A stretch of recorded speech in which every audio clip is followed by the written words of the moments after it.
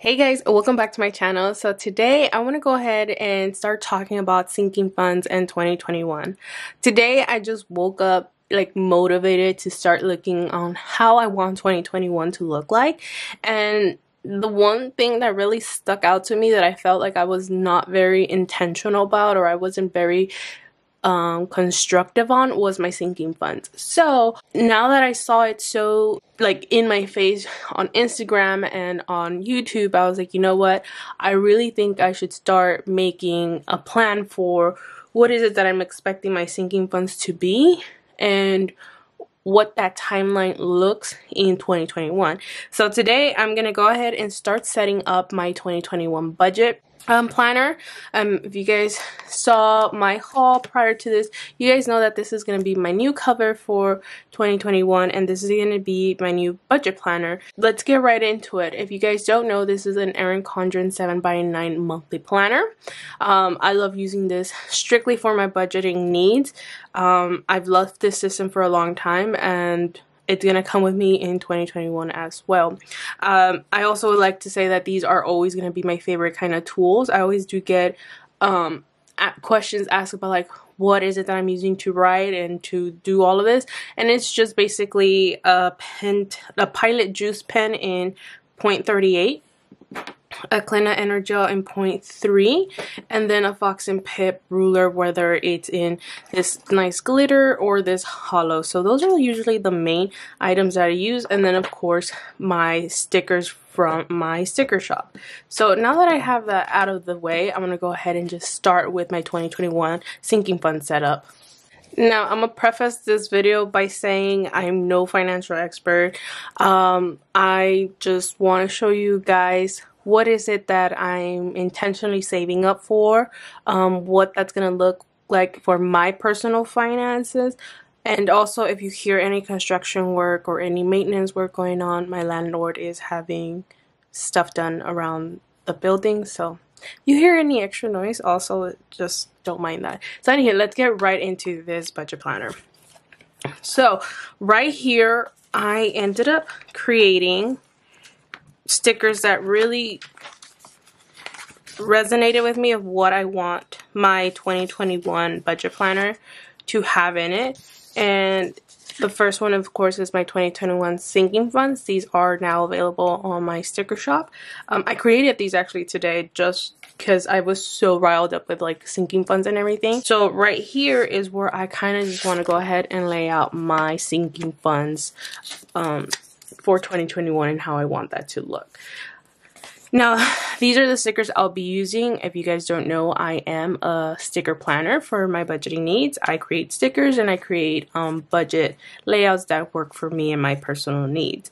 So the first one that I created was 2021 sinking funds, and how I did this is that I was inspired by Bibbidi Bobbidi Budget, I believe, on Instagram. I'll have her link down below.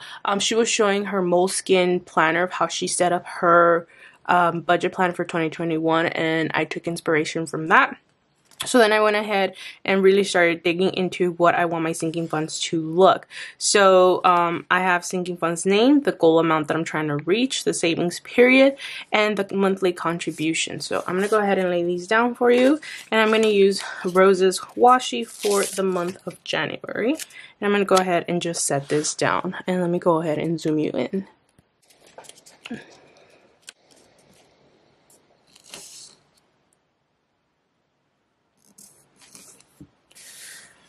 Now, everyone has a budgeting preference. Mine says paper and pen with stickers. You can only do pen and paper, or you can do Excel sheets or any type of like digital system.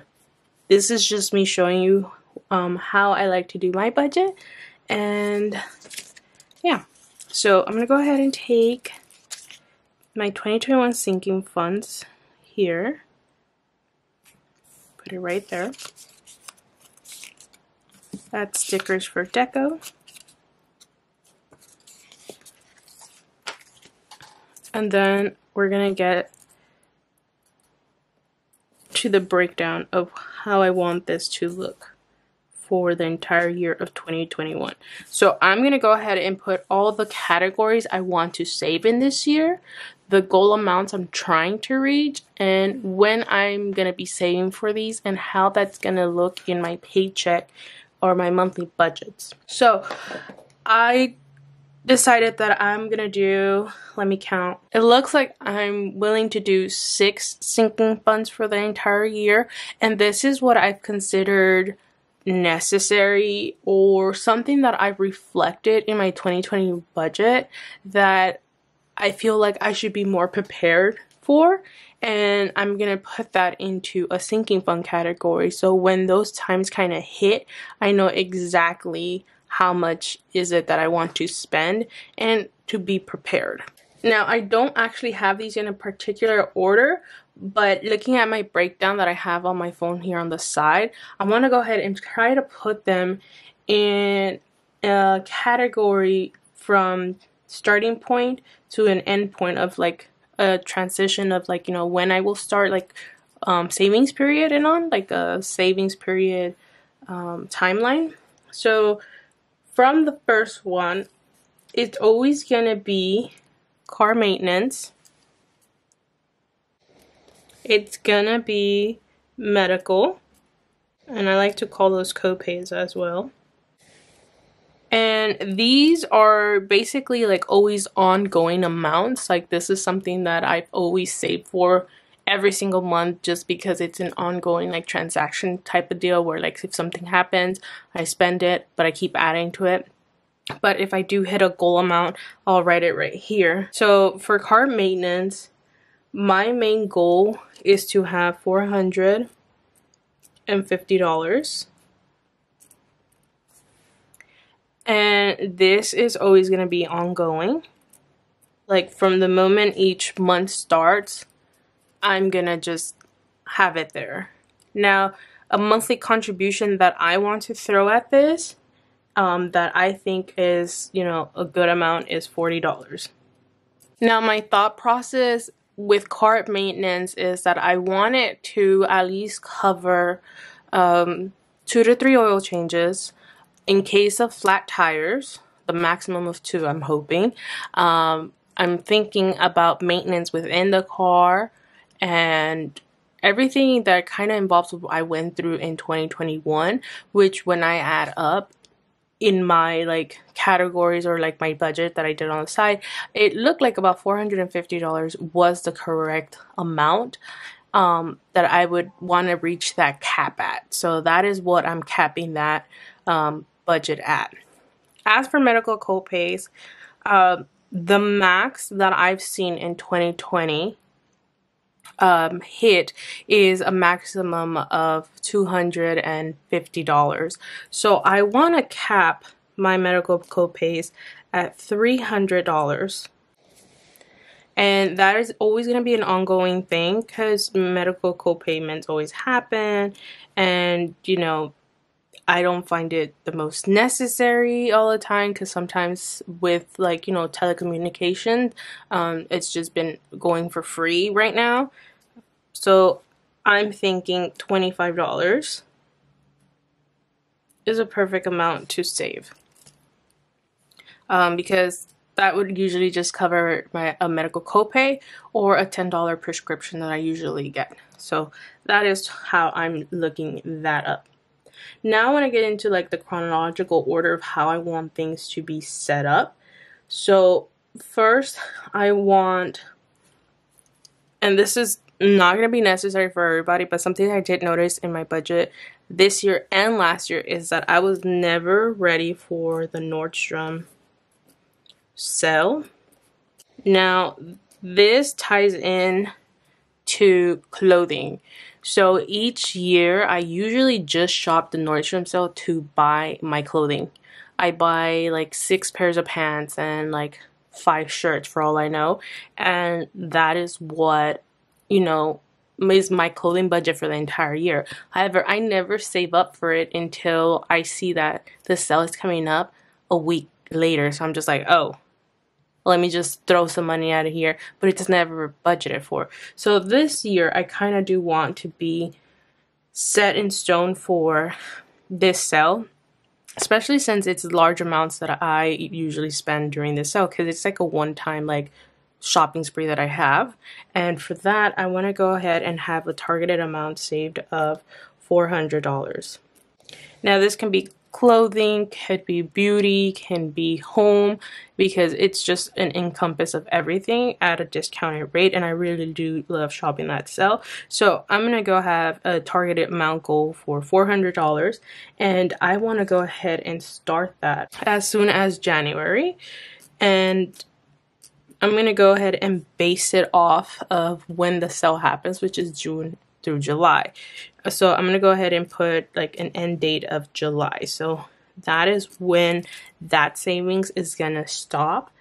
And I'm thinking into reaching this goal, I'm gonna go ahead and have a $60 monthly contribution. So that is what I'm planning. Like, that's what I want it to happen. But you know, with how budgets and life goes, we never know. But I do want to go ahead and lay down a foundation for my sinking funds. Next, I want to go ahead and do something that is more house related than anything. So currently, for the last 2 years, I've had a stove that doesn't have a functioning oven. So one of my goals is to have a home appliances updated. And I know a lot of people have told me buy secondhand, buy this. However, our stove was secondhand, and we were told that it was a functioning oven and functioning stove, and come to find out that not all of that was true. So I don't want to go through that again. So I do want to have a set amount for home appliances of $900, and that includes like a new stove, updated TVs, and like those Apple TVs or Roku systems that I want to have for Black Friday, because that's the only time I'm planning to buy anything from here. However, this is not a necessity, but I do want to put it down just in case I'm able to save for it on a monthly basis.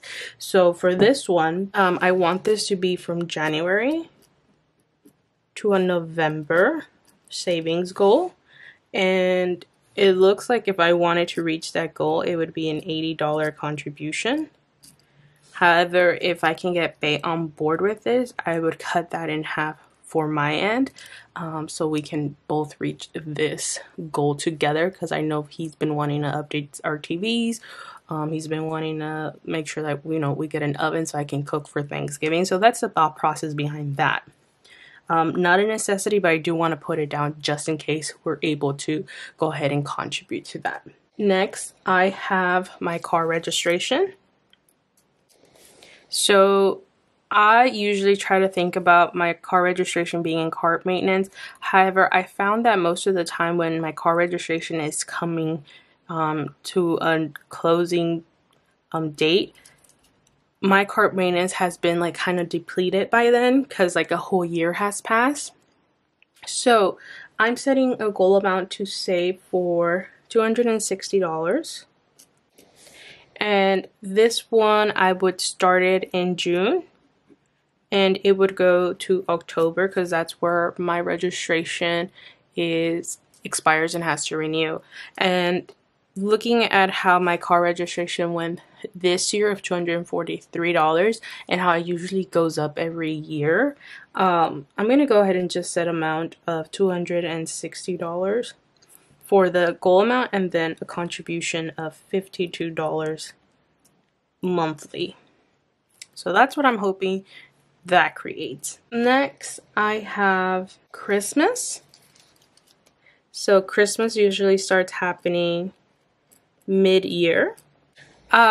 Looking how Christmas is going, I haven't been buying a lot.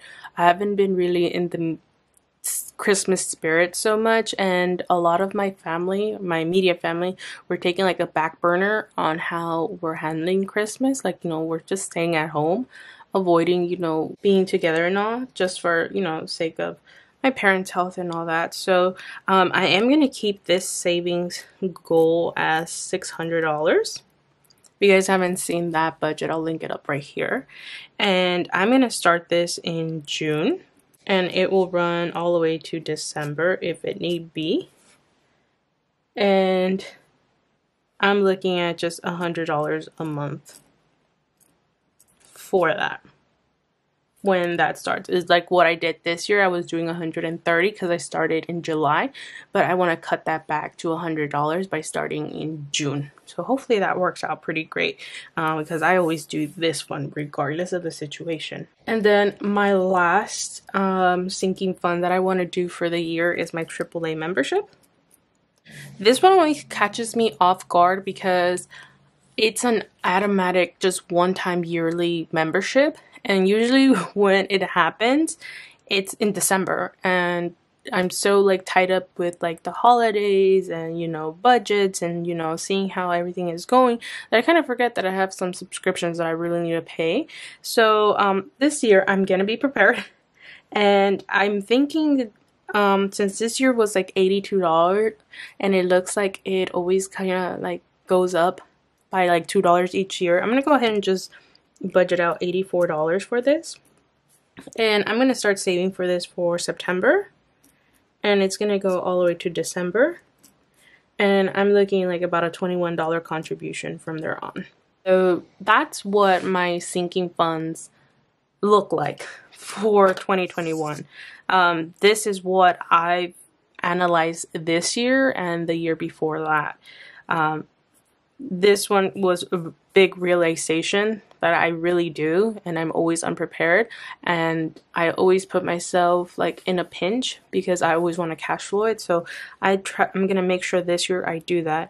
This one, like I said, it's really a want but also kind of a need because of my stove, but you know, you can handle it. So this is just going to be an optional scenario, looking how our January budgets and so forth go, and then everything else is kind of just like necessary that I always have had in all my budgets prior from today. So I'm gonna go ahead and put totals.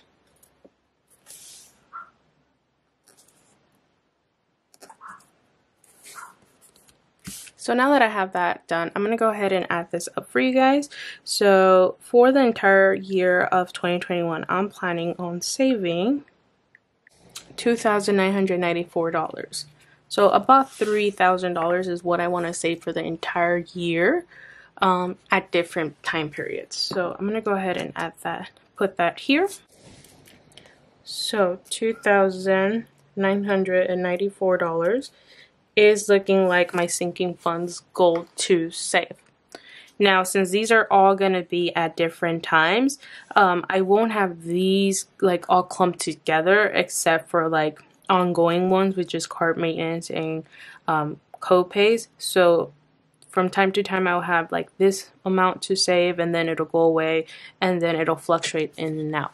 However, this will be determined how my budgets go on a monthly basis, but this is what my 2021 sinking funds savings will kind of look for me, or what I want it to look. So I hope you guys enjoyed this video, and let me know what kind of sinking funds are you looking forward to for 2021. I know a lot of people do vacations.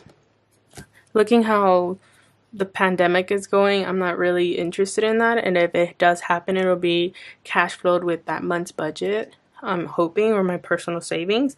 But yeah, this is what my thought process looks like, and I hope you guys enjoyed it, and I'll see you guys in my next video on more spreads to set up for 2021. Alright, thank you guys so much for watching, and I'll see you in my next one. Bye!